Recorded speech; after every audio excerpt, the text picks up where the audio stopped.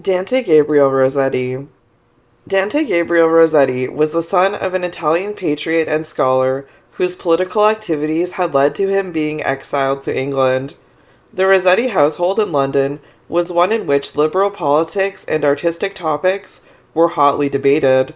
All four children, Maria Francesca, Dante Gabriel, William Michael, and Christina Georgina, wrote, drew, or engaged in scholarly pursuits from a young age. Displaying extraordinary early promise, both as a painter and as a poet, Dante Gabriel luxuriated in colors and textures and was especially drawn to feminine beauty. His view of life and art derived in part from his close study of John Keats's poems and letters, anticipated by many years the aesthetic movement later to be represented by men such as Walter Pater, Oscar Wilde, and the painter James McNeill Whistler, who insisted that art must be exclusively concerned with the beautiful, not with the useful or didactic. The beauty that Rossetti admired in the faces of women was of a distinctive kind. In at least two of his models he found what he sought. The first was his wife, Elizabeth Siddal, who was suicide in 1862, haunted him with a sense of guilt for the rest of his life, because he was cheating on her with Fanny Cornforth. The other was Jane Morris, the wife of his friend William Morris. In Rossetti's paintings, both of these models are shown with dreamy stares, as if they were breathless from visions of heaven. But counteracting this impression is an emphasis on parted lips and voluptuous curves, suggesting a more earthly kind of ecstasy. Similar combinations of spirituality and physicality, or mind and body, are to be found in many of Rossetti's poems.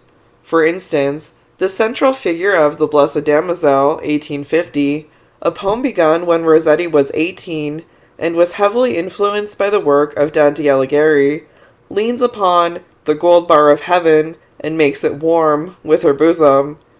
In Jenny, 1870, another work started in Rossetti's early adulthood, a male speaker muses about the life and thoughts of the young prostitute whose head rests upon his knee as she sleeps. His speculations thus replace, or stand in for, more overt sexual acts between them.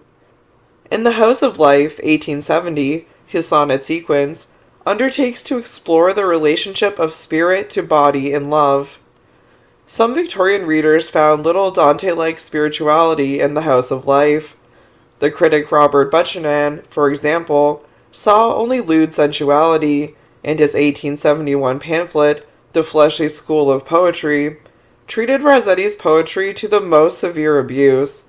Buchanan's attack hurt the poet profoundly and contributed to the recurring bouts of nervous depression from which he suffered in the remaining years of his life. Rossetti and his artist friends called women such as Jane Morris stunners. The epithet can also be applied to Rossetti's poetry, especially his later writings. In his maturity he used a stunning polysyllabic diction to convey opulence and density.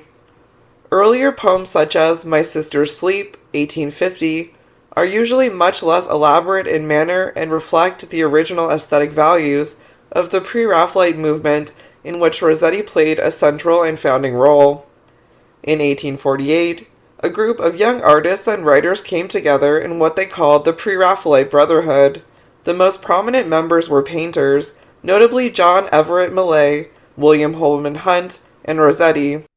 Their principal object was to reform English painting by repudiating the established academic style in favor of a revival of the simplicity and pure colors of pre-Renaissance art. Because each artist preferred to develop his own individual manner, the Brotherhood did not cohere for more than a few years. Rossetti grew away from the pre-Raphaelite manner and his early choice of religious subjects, cultivating instead a more richly ornate style of painting. In both the early and the late phases of his art, however, many have viewed him as essentially a poet in his painting and a painter in his poetry. Color and meter, he once said, These are the true patents of nobility in painting and poetry, taking precedence of all intellectual claims.